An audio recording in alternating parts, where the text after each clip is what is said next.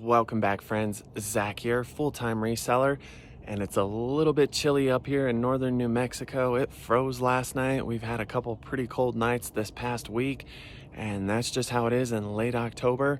So I will be heading up north to Durango, Colorado, about 45 minutes away. The thrifting scene is much better up there. Thrifted around my local market the past few days and really just didn't come up with enough, and that's not uncommon. Sometimes it's good and most of the time it's not, so that's all good. But as always, I'll take you along. I'll share with you everything I come up with, everything I find, and I'll give you an idea what I pay for it and what I hope to sell it for. So let's do this thing.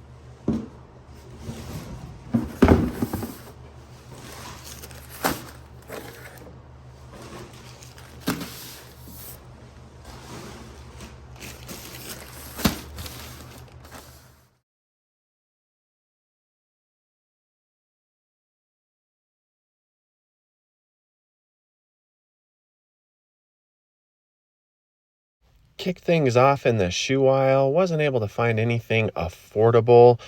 Did come across these Adidas Freerider mountain bike BMX shoes, but they had them priced at $15.99, which is a shame. I used to pick these up here for $8 to $10. Then I found myself burning through a bunch of long sleeve shirts, sweaters, some of the performance wear. This is just a really mixed up rack. But I did have to laugh because I came across this Gildan sweatshirt that somebody had screen printed Louis Vuitton on.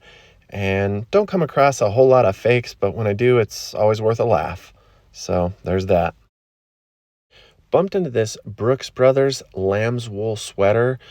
Checked the comps on it, was thinking about grabbing it, and then noticed that it had the proverbial hole. Darn it. So I walked from this one, but I did come across this Patagonia rugby shirt. This was a really hard decision because it did have some color fade, and despite being in good condition, it was an extra small, but I hate to walk from Patty, so I picked it up. Then my good old friend, my favorite pair of hiking pants, showed up. These Cools were an affordable price. Last year, these things were going $14.99 to $17 at this store. So to find them for $10, I was happy about that. And then I did get some redemption on the Brooks Brothers brand because I was able to find these Regent all wool men's slacks, and I did pay up for them, $14.99, but these sell for $40 to $50. And then another casualty here. I love Patagonia, but I do tend to find it in pretty rough condition. And I believe this was actually a woman's flannel, but it had some holes in it, so I had to walk from it. This Goodwill just keeps skyrocketing the prices on boots, shoes, makes me kind of sad. But I was able to score this sweet North Face 700 down puffer. Really happy about it. It does have some wear, so I don't know if I'll be able to get the max out of it. But these jackets are pretty solid. They're sought after, and they're super, super warm. So couldn't be happier about that. Did have to pay $17 for it, but might be able to get somewhere between $50 to $100 for it. This Burton hoodie was beat up, so just walked on it. Knit zip-up jacket looks very unassuming, and it definitely needs a lint roller, some love. But be on the lookout for that brand. They make a ton of wool garments, and these sell for really good. So I will be picking this jacket up, and looks like it's one that the pricers here at Goodwill did not recognize. So glad to pay $6-7 for it. So here's a quick tip for you. If you're strolling through the jeans section, men's or women's, you can always look for the thick stitching and the embellished pockets, and that'll give you a sign that you might have some designer jeans. Sometimes they're just generic like these were, and sometimes you might find some rock revivals. These were a great price for this thrift store, so I went ahead and scooped them up. They were in good condition, and I was happy to pay up for them because rock revival jeans still do pretty good for me. Probably not as strong of a seller as they were a couple years ago, but I still make my money back off of them. Then I found these cool women's indigo blue dyed denim jeans. These were priced for a child, but they were actually in the women's section in a women's size. So for $5, I scooped them.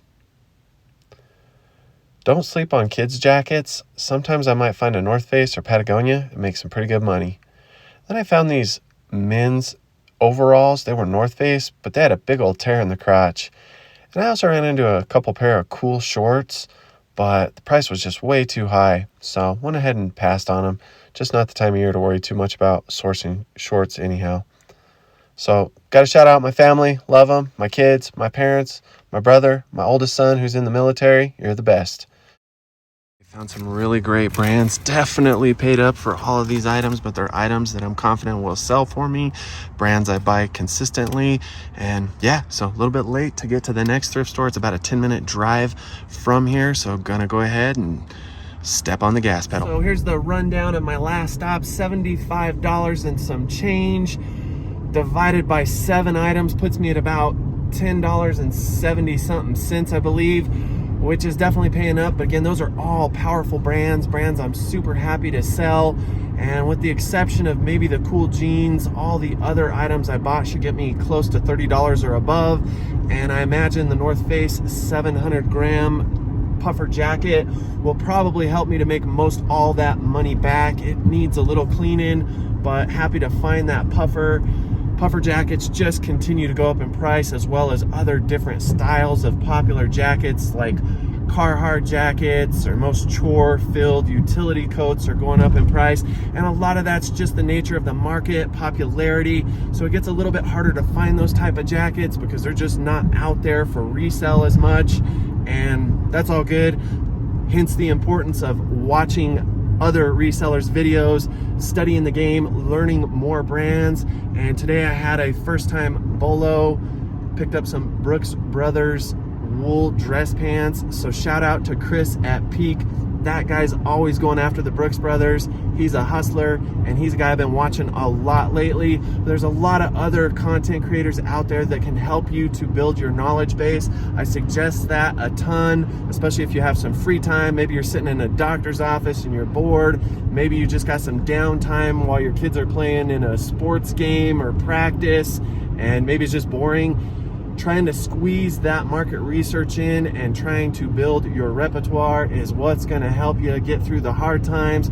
It's going to help you to find more and more items that are probably looked over or underpriced by these thrift store pricers, and it'll just help you to scale your business. So almost to the next stop, we'll find what we can there. I gotta pay the meter here because I don't want to get a ticket in my old beater. Sitting right outside of the Methodist thrift store. Now, generally when I come source in Durango, I typically hit 2 to 3 thrift stores.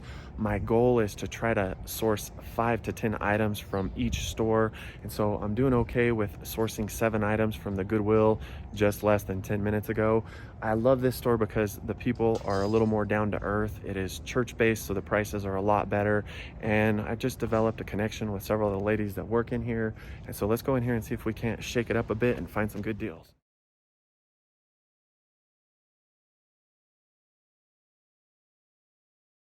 Kick things off in the men's clothing aisle.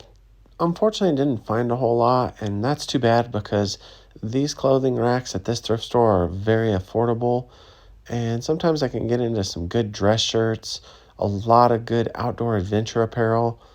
I find a lot of Prana, North Face, and Patagonia here, and occasionally just some odds and ends, but nothing there. I did, however, find this North Face beanie, and for $2.50, I could probably turn that into $15-20. And I was going to make the move on this Petzl rock climbing harness. Petzl's a great premium brand for rock climbing gear, but they had this thing priced out the park, so you best believe I walked. And then bummer deal here, I found some Miss Me jeans, went back to the back and asked to borrow a tape measure, checked the inseam. Sure enough, they weren't cropped. Somebody had just cut them down themselves, so I left them. But I did score these Ariat real denim jeans for women for $5. That's a score. And man, I sure need a vacation. I've been working my butt off. Thought this was worth something. It's a Dash toaster. It wasn't. But I did score these Thorogood boots. Do not walk on Thorogoods. If they're beat up, they'll probably sell. If they're in great condition, they'll definitely sell. If they're a little bit of a small size, they'll take a little bit longer to sell. And I'm willing to pay up for them. So yeah, $10. Not bad. So last stop, I picked up 4 items for $21 and some change. Best item though I sourced from the last stop was definitely the Thorogood boots, and I'm super glad that I went back and looked at the top men's shoe shelf because I kind of overlooked them several times earlier in my endeavor there.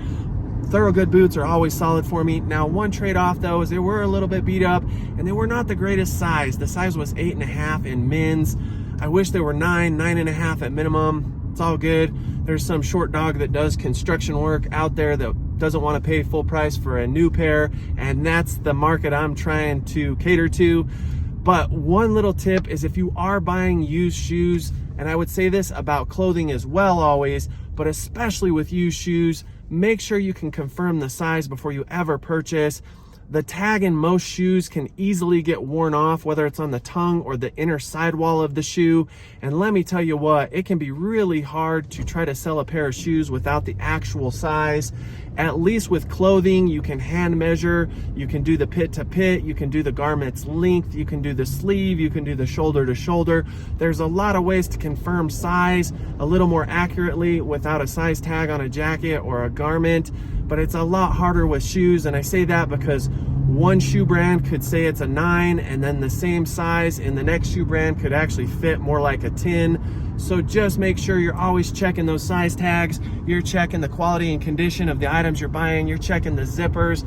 You're checking for stains and holes. There are so many times I get excited about finding a banger of a brand, and then I buy it without looking it over, and I get home and it's got some kind of trauma, some kind of flaw, some kind of issue, and then I have to sell it for less or not sell it at all.